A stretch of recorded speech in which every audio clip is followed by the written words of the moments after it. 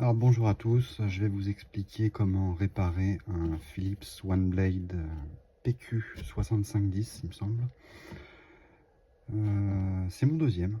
Le premier est mort dans les mêmes circonstances quelques semaines, peut-être un mois après la garantie. Et celui-ci, pareil. Donc là j'en ai eu assez, je l'ai démonté. Donc je vous montre comment on fait. Donc déjà, on enlève ça. Et maintenant il faut démonter ce truc là. Vous prenez un petit tour. Alors moi j'avais que ça sous la main, j'ai pris un petit tournevis. Là il y a un petit cran à aller chercher. Sans le casser. Voilà.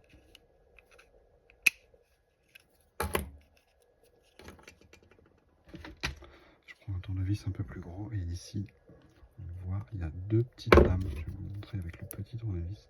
Cette lame là et cette lame là en plastique. Alors il faut faire attention de ne pas les casser hein, évidemment. Qui vont permettre de faire reculer tout le système de vibration de la lame. D'oscillation de la lame plutôt, pour être exact. Alors on prend un tournevis, on appuie légèrement avec le pouce hein, pour faire reculer.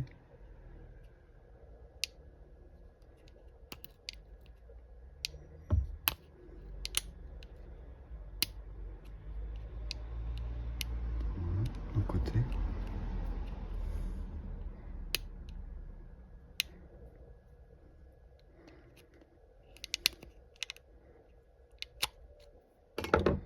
Voilà, ça recule. Et là vous avez tout le système qui sort.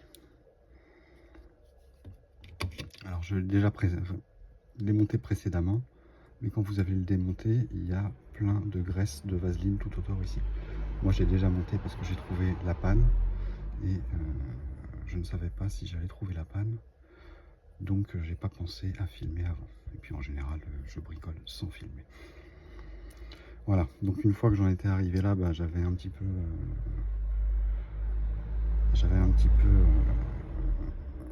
tout le système dans les mains et ce que je voulais vérifier c'était que le moteur qui est là, donc qui est monté, qui est une petite tête triangulaire qu'on voit à l'intérieur ici, voilà, il fallait que je vérifie s'il tourne. Alors moi j'ai une alimentation stabilisée, donc j'ai pu monter un plus et un moins, et là j'ai pu constater que le moteur était bloqué. Donc ce que je voulais vérifier c'était pourquoi le moteur était bloqué. Donc en fait il s'allumait et hop il s'éteignait immédiatement, en fait il se mettait en sécurité quoi, tout simplement. Donc pour démonter le moteur, pas besoin de sortir de Saint-Cyr, vous avez un petit cran, tac. Vous avez un autre petit cran ici de l'autre côté, tac.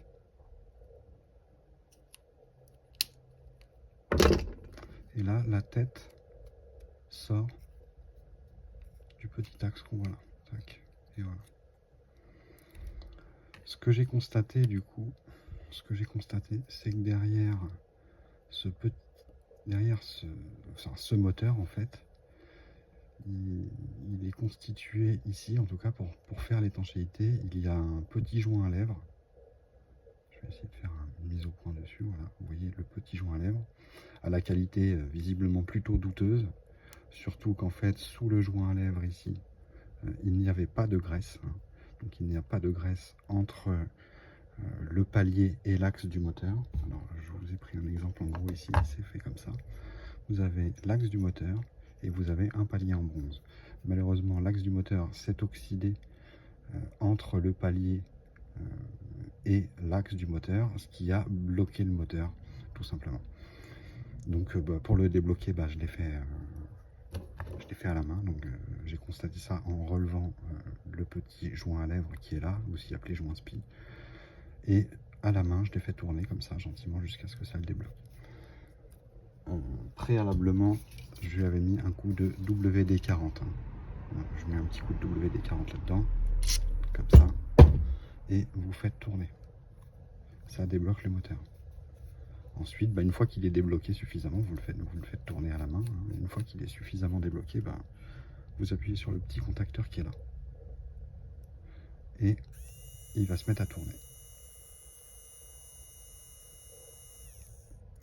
Alors, autre problème, visiblement, j'ai regardé un peu sur internet, souvent constaté, c'est le contacteur qui est là qui reste bloqué, pareil, à cause de résidus hein, qui se bloquent entre les parties métalliques et la partie plastique qui nous empêche finalement d'appuyer correctement ici. Donc là, tout simplement, vous prenez ce que vous avez pour nettoyer. Moi, j'avais pris un petit pinceau, tac, tac, tac, et j'ai tout nettoyé. J'ai tout nettoyé. Donc finalement, problème assez simple à résoudre. Maintenant, je vais donc je vais le remonter définitivement et je vais remettre de la graisse qu'il n'y avait pas ici et de la graisse sur les joints de l'ensemble. Donc le joint ici, donc qui est le joint de l'arrière, qui permet d'assurer une étanchéité entre la coque en plastique et le système. D'ailleurs, entre nous, l'étanchéité n'est pas hyper garantie, finalement.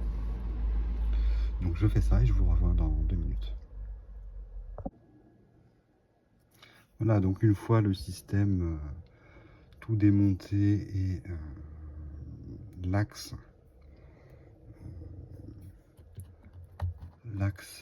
libéré de sa rouille, et moi j'ai de la graisse de vaseline pure, hein, c'était ce qu'il y avait avant. J'en avais un pot, donc je vais remettre avec un petit cure-dent. Voilà, je vais aller chercher un peu de graisse.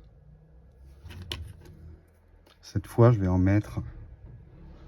Je pense que c'est volontaire qu'elle ne soit pas mise ici, à mon avis. Hein. Je vous dis, sans vouloir être parano, mais bon, quand même. Je mets bien de la graisse dedans cette fois. Je vérifie à nouveau qu'il tourne librement. Il tourne librement. Là, on voit que ça a bien passé parce que j'ai de la graisse qui a débordé de ce côté-là, donc je suis plutôt confiant.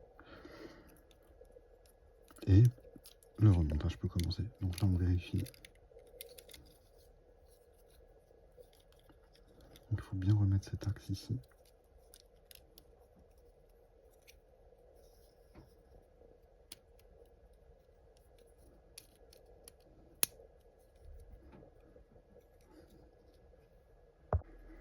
Voilà, donc on remet bien l'axe ici.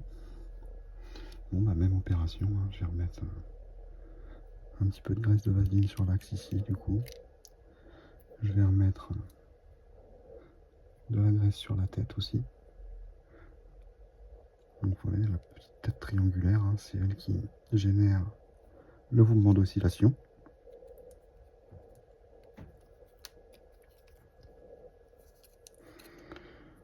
On va remonter ça en faisant bien attention à ce que l'axe revienne correctement dans sa cage.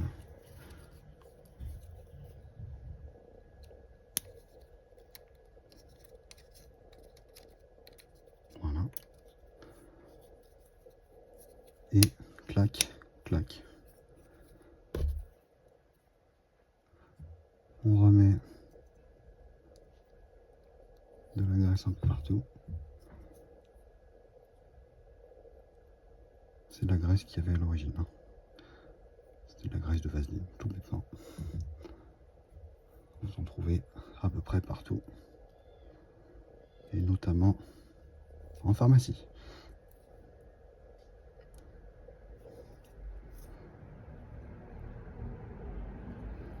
Voilà, la graisse partout autour du joint, ici. La graisse aussi autour du joint ici.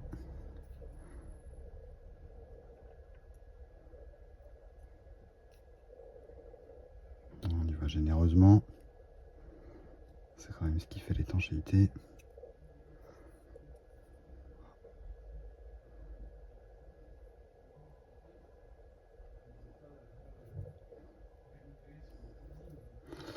Et une fois vous avez bien nettoyé la tête hein, aussi, du coup, si vous voulez qu'il reparte pour 2 ans. Vous avez aussi bien nettoyé l'intérieur.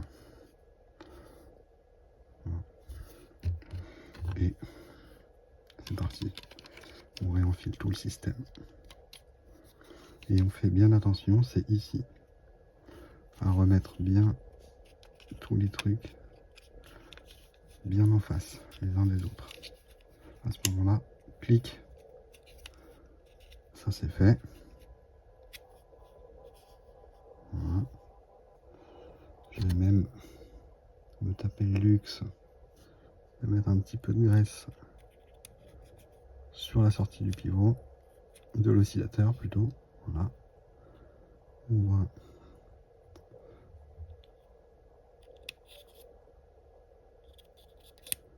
sur l'axe, je remets une petite couche. Voilà. Je remets le couvercle. Je remets ma lame. Et il est reparti. Et voici comment lutter un petit peu, à notre modeste échelle, contre l'obsolescence programmée.